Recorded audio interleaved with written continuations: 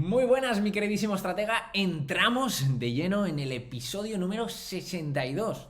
Madre mía, qué cantidad de episodios ya llevamos, ¿eh? O sea, brutal. La verdad que muchísimas gracias por ser parte de esto, porque al final yo me lo paso genial, tanto estando en el día de hoy solo con vosotros, hablando sobre los factores determinantes del rendimiento en trail running como en anteriores episodios, ¿no? En los que estoy pues con diferentes personas o personajes que nos vienen a contar pues batallitas o su conocimiento, como en el episodio anterior, pues estuvimos con una podóloga, en otros episodios que estamos con psicólogos, con organizadores de carreras, con entrenadores, con nutricionistas, y la verdad que para mí es un verdadero placer porque, jolín, 62 episodios, macho.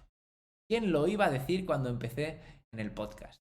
Así que muchísimas gracias y sobre todo a todas esas personas que nos vais dejando comentarios. Me encanta leerlos, me encanta ver las preguntas que nos hacéis porque ahí voy contestando. Y gracias a todos los que estáis poniendo ahí pues vuestras puntuaciones, ¿no? 5 estrellitas en diferentes plataformas porque eso nos motiva más a querer seguir aportando aquí más contenido y más contenido. Y la verdad que me encanta mucho el tema que vamos a hablar hoy. ¿Y por qué me encanta? Pues primero de todo que he tenido que hacer una buena búsqueda en la que creo que os voy a contar varios factores muy importantes para determinar nuestro rendimiento en trail running. Y para mí, sobre todo los últimos, creo que son determinantes porque van a marcar la diferencia, sobre todo con vosotros, para que podáis aplicarlo, ¿vale? Creo que es la parte más importante de toda porque son simples cambios los que os van a reportar grandes resultados. Así que quédate hasta el final porque te aseguro que esa parte te va a gustar mucho.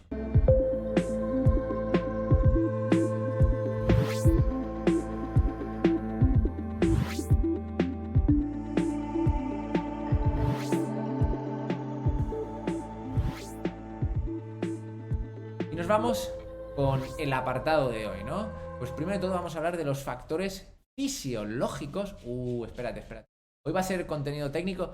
Sí, vamos a tener parte de contenido técnico, porque al final, jolín, estamos hablando aquí con, yo creo que ya deportistas que sabéis bastante, ¿no? Entonces vamos a entrar en algunos apartados técnicos, un poquito complejos, y otros apartados en los que estoy seguro que de la forma que os voy a contar lo vais a poder entender perfectamente. Así que vamos allá. Primero de todo, uno de los factores fisiológicos importantes sería pues el famoso VO2 max, que sería el consumo máximo de oxígeno. ¿Y esto qué significaría? Pues al final es la producción de energía de nuestro motor, ¿vale?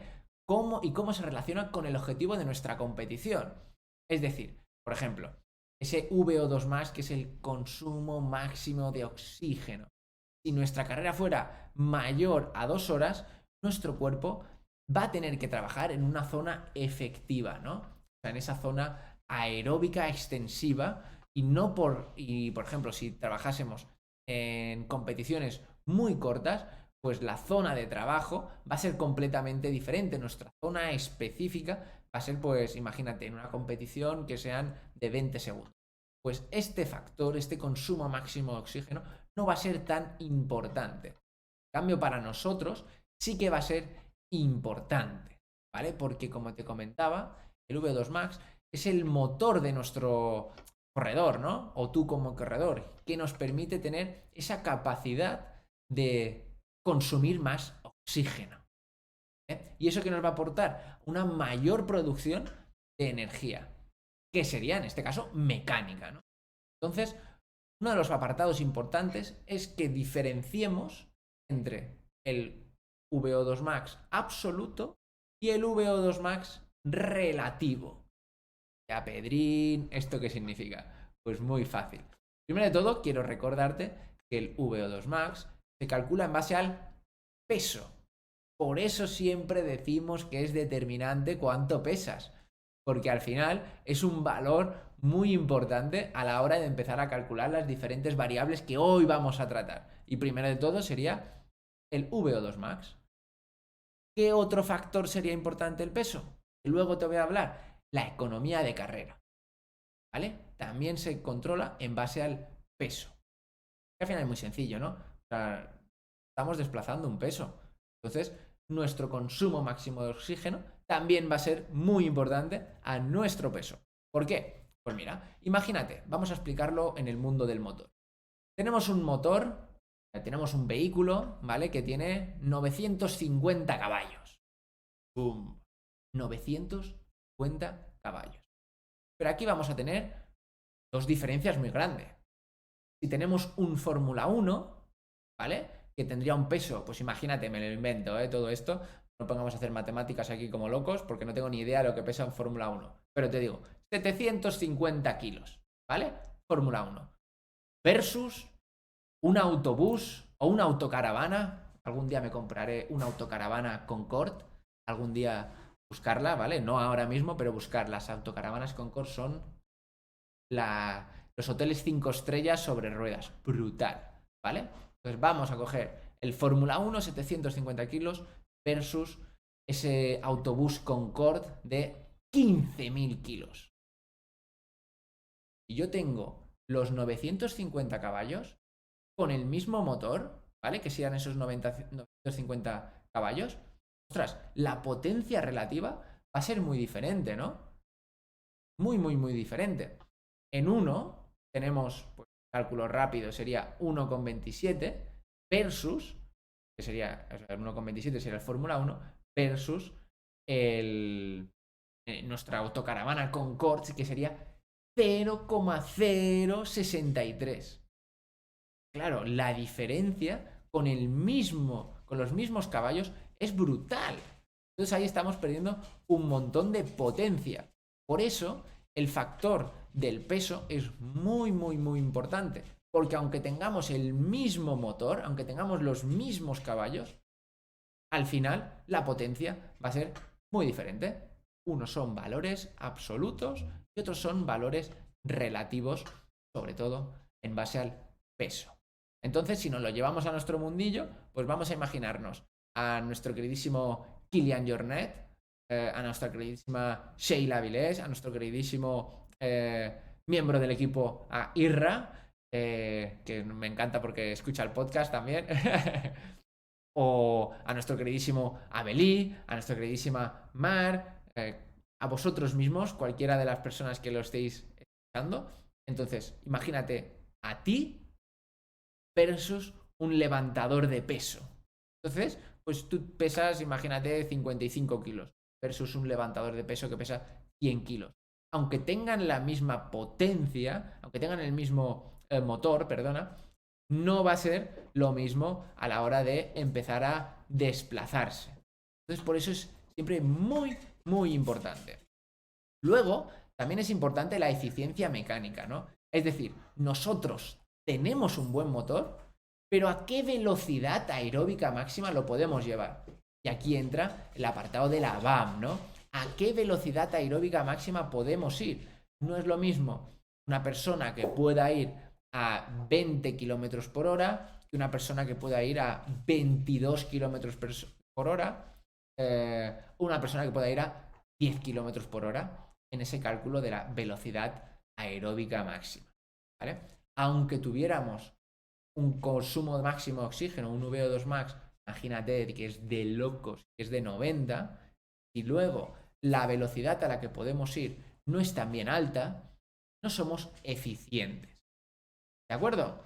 Espero que lo hayáis entendido este primer apartadito. Nos vamos hacia la parte de la eficiencia biomecánica. ¿Y esto qué significa, Chim? Pues es muy sencillo. Es la relación entre el consumo de energía y la velocidad a la que nos vamos a desplazar. Es decir, para una velocidad, por ejemplo, de 4 minutos el kilómetro, ¿no? La mayor eficiencia será cuanto menos consumo de energía tengamos. Algo sencillo. Sencillísimo. ¿Cómo vamos a ser más eficientes?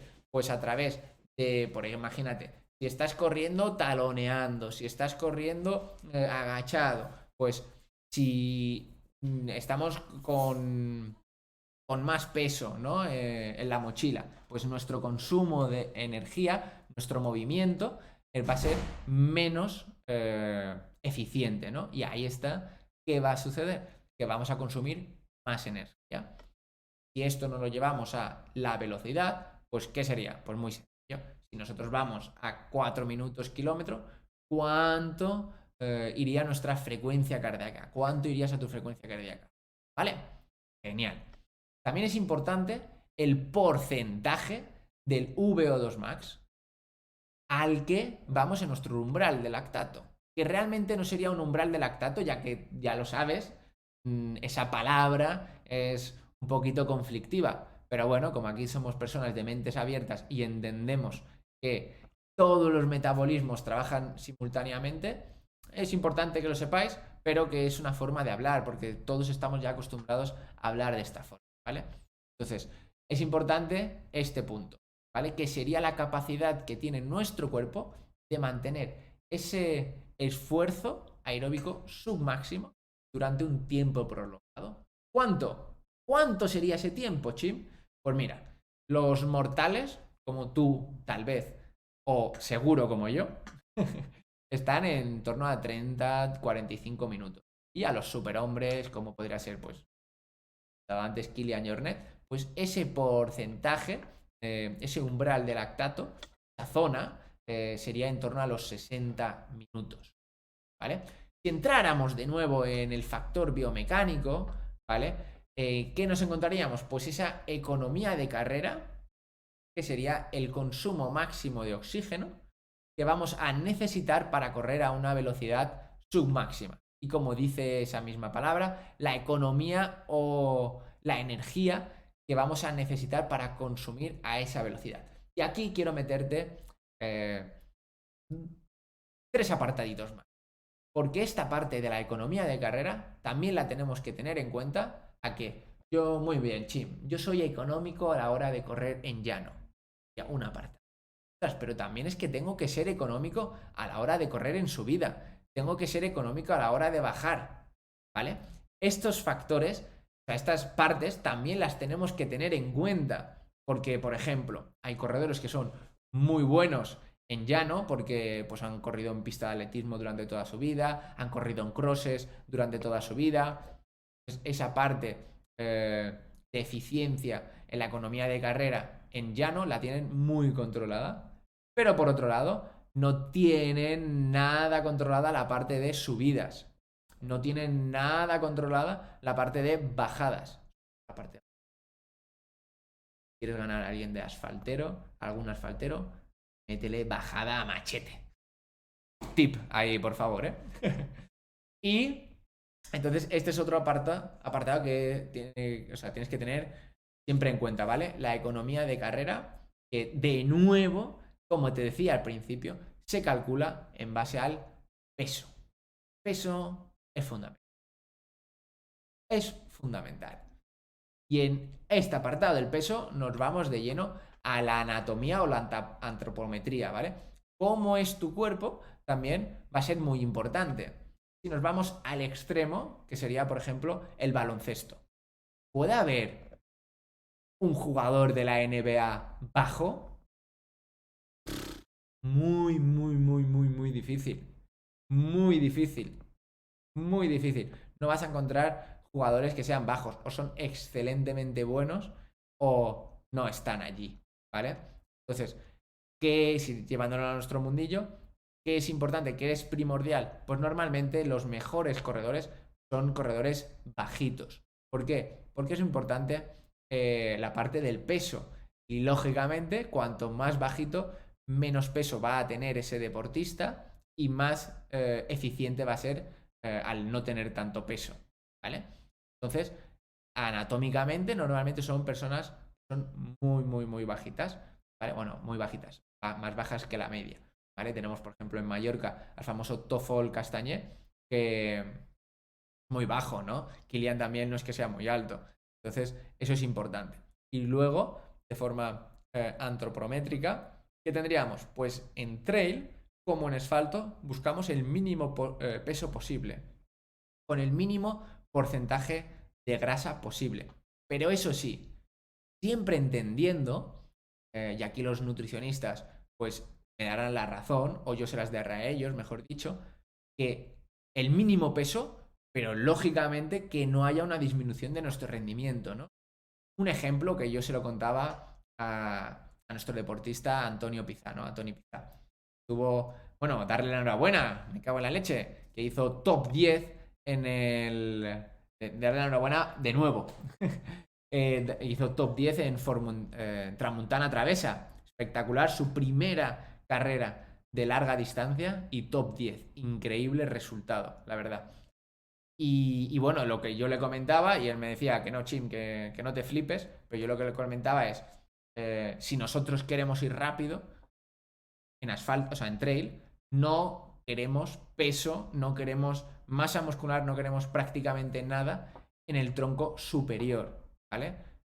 Si tienes los brazos que dan pena, perfecto. Si se te ven las costillas, si se te ven las costillas, perfecto. O sea, si te ven los huesos en el tronco superior, perfecto. Eso es lo que se busca en trail, ¿no? En el máximo rendimiento posible. Y lógicamente, pues que prácticamente estés bastante marcadito de abdomen, ¿no? Y por otro lado, siempre buscando la perfección, ¿qué vamos a buscar? Pues un mayor volumen en el tren inferior. O sea, una de las características que se ven en los corredores de montaña es que tienen un perímetro mayor en el tren inferior, ya que por la especificidad del gesto, pues requiere, pues ya sabes, un mayor volumen muscular, ¿no? Y eso, ¿por qué lo necesitamos? Porque necesitamos una fuerza tanto en subidas como en bajadas, ¿no? La fase excéntrica de bajadas es rompedora. Entonces, normalmente se caracteriza así al corredor de montaña. Vemos que esa parte anatómicamente nos ayuda muchísimo más a la mejora del rendimiento en este tipo de deporte. Y teniendo en cuenta esta parte del trabajo excéntrico, pues nos vamos al factor neuromuscular, que está relacionado, o sea, que es la fuerza, básicamente, ¿no? ¿Y qué nos encontramos aquí? Pues un porcentaje de fibras, ¿no? Tanto lentas como fibras rápidas, que realmente no es muy llamativo en unos que en otros, ¿no? Lógicamente, las fibras lentas, pues vamos a encontrar muchas, pero también dependerá mucho de la zona en la que estemos mirando, ¿no? ¿A qué me refiero a esto? Que, por ejemplo, en la zona del pie tenemos algo que es muy importante en todos los corredores, que es la parte del stiffness. Ese tendón que tiene que ser muy reactivo para poder correr de forma eficiente y de forma constante, ¿no?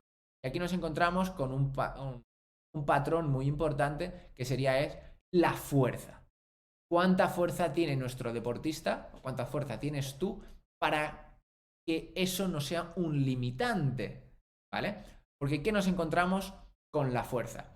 Que primero de todo debemos trabajar esa estabilidad articular, ¿no? Que todo trabaje de forma conjunta. Luego también la parte de perceptivo motrices, o sea, el equilibrio, la estabilidad, la coordinación, el ritmo, la anticipación, esa precisión, pues todo esto está relacionado con la fuerza, sin lugar a dudas, ¿no? Y una de las cosas importantes va a ser la fatiga. Si no tenemos la fuerza suficiente para aguantar cada uno de esos impactos que vamos a tener a la hora de correr, algo sencillo. Cuando estás corriendo, 10 kilómetros en llano, ya no te digo no te digo ni subiendo ni bajado, en llano. 10 kilómetros serán alrededor de 10.000 pasos. 10.000 impactos. Entonces, tu cuerpo tiene que estar preparado para absorber 10.000 impactos, sin perder esa forma de correr, ¿no? Entonces, ¿y qué nos permite no perder esa forma de correr? No perder esa biomecánica de carrera. Fuerza, sin lugar a dudas. De hecho, vas a ver en los corredores, cuantos más kilómetros llevan o cuanta menos fuerza tenga ese corredor, pues la fatiga va a ser un marrón. De hecho, si te vas a alguna carrera, la mayor variabilidad del patrón de carrera, ¿no? O sea, cuanta mayor variabilidad hay de ese patrón de carrera, significará que hay una menor fuerza en ese corredor. Es decir, que tiene una mayor fatiga muscular, ¿no?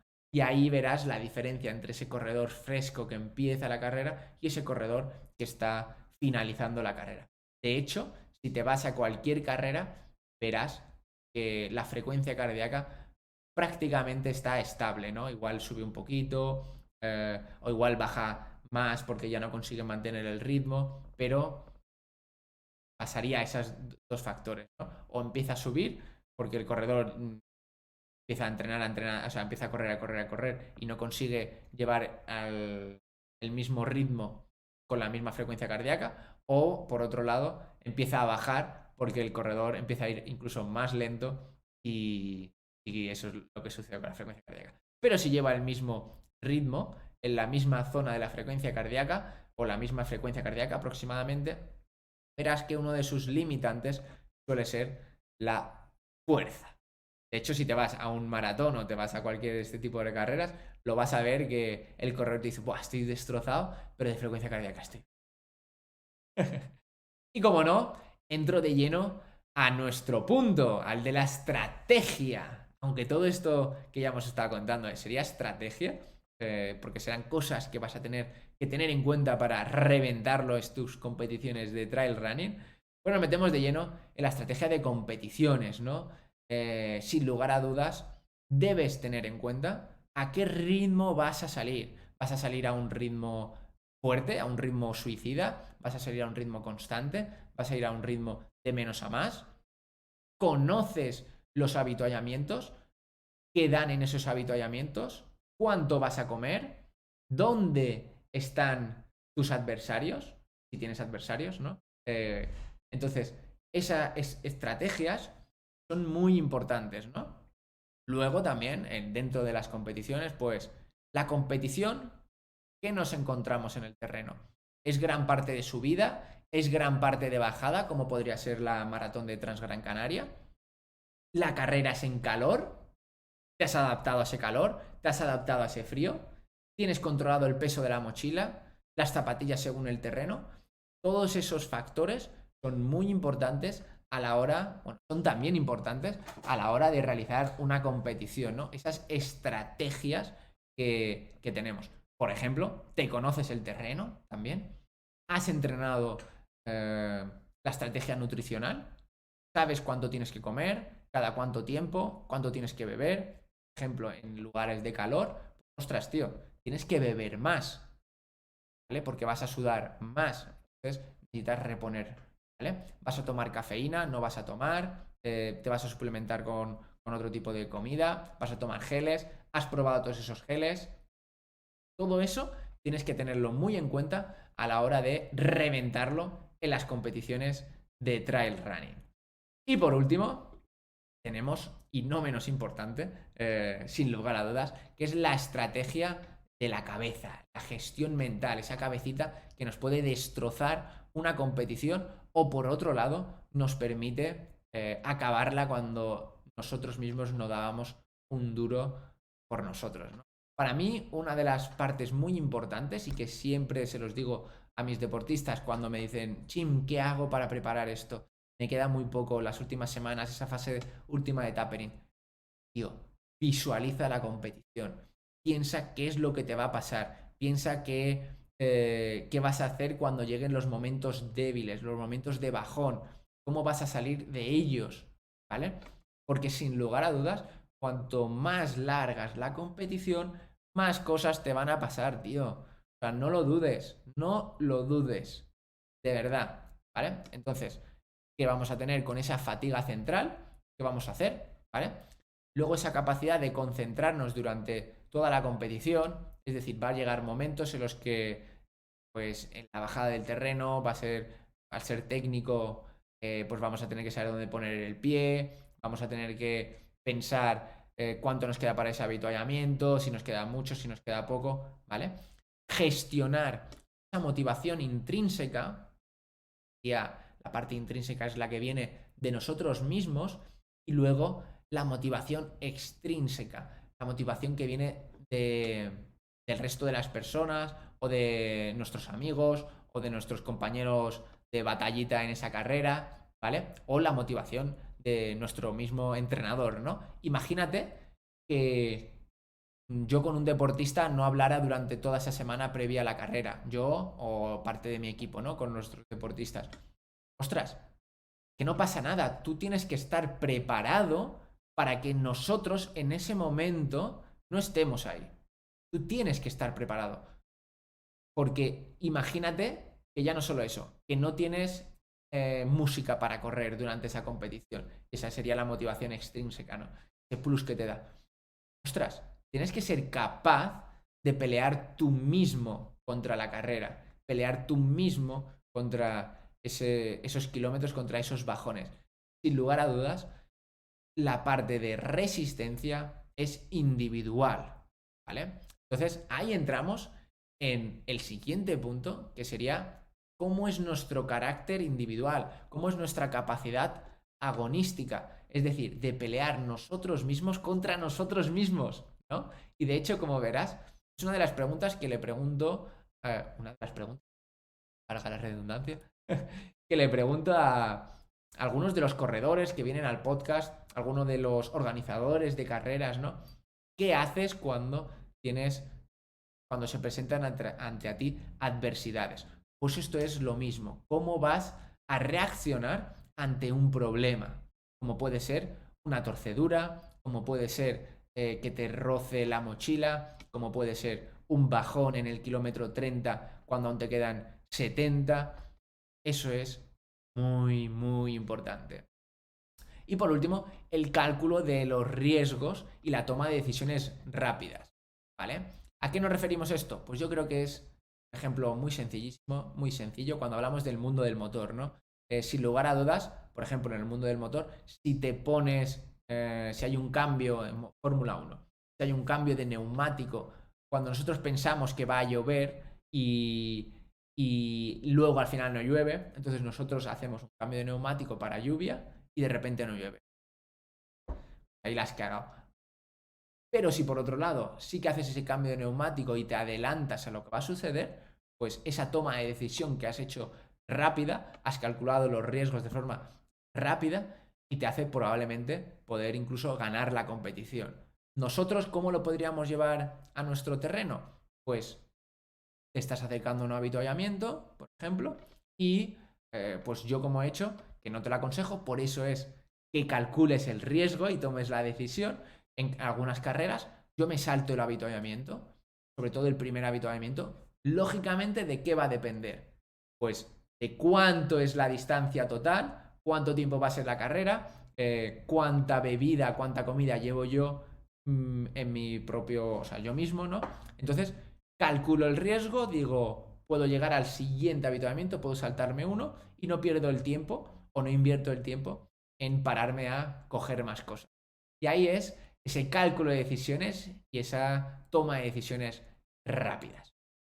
Y hasta aquí hemos llegado en el episodio de hoy en el que te he estado contando los factores determinantes que van a ayudarte a reventar tu rendimiento al máximo. Espero que te haya gustado y si es así, pues como siempre, mi queridísimo estratega, espero que me lo dejes en los comentarios, espero que nos regales 5 estrellitas en la plataforma que tú desees y si de verdad te ha gustado, pues sería la hostia que lo pudieras compartir en redes sociales y que nos etiquetaras para que pudiéramos llegar a mucha, mucha más gente. De nuevo, gracias por estar un día más aquí y gracias por escuchar este episodio número 62 de Estrategas del Trail y Run. Nos vemos, como siempre, la semana que viene, miércoles. ¡Hasta pronto!